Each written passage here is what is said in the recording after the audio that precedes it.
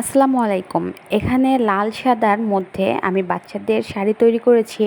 একটি আপুর অর্ডার ছিল, 4টা শাড়ির আমার অর্ডার ছিল। তিনি বিদেশ থেকে অর্ডার করেছেন। এই শাড়িটা আমার চলে যাবে বিদেশে।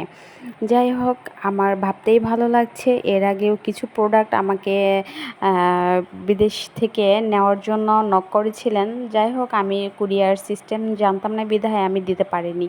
তো এখানে আমার এই প্রোডাক্টটি চলে যাবে ওমানের উদ্দেশ্যে চলে যাবে। তো শাড়িগুলো আমি রেডি করেছি। যাই হোক, শাড়ির ম্যাটেরিয়াল সম্পর্কে আমি কিছু বলবো। এই শাড়িটা সুতি গজ কাপড় দিয়ে তৈরি করা, মদিনা ভয়েল কাপড় দিয়ে। মদিনা ভয়েলটার রং কস গ্যারান্টি, রং ওঠে না। যাই হোক, কাপড়ের কোয়ালিটি খুবই ভালো, কারণ বাচ্চাদের কথা চিন্তা করেই সফট কাপড় দিয়েই শাড়িগুলো তৈরি করেছি।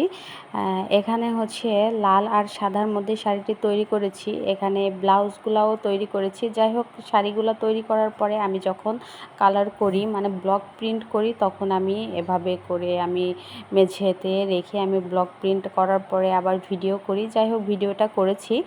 এখানে বাচ্চাদের বয়স অনুযায়ী শাড়ির দামগুলো নির্ধারণ করেছি। স্ক্রিনে আমাদের নাম্বার দেওয়া আছে। নাম্বার অনুযায়ী আমাদের কাছে কল করলে আমরা দামটা বলে দিব। ডেলিভারি চার্জ আগে অগ্রিম প্রযোজ্য 150 টাকা। আমি দিনাজপুর থাকি, এখান থেকে অল বাংলাদেশ 150 টাকা। কারো যদি ভালো লাগে অবশ্যই বাচ্চাদের জন্য শাড়িটির অর্ডার করবেন।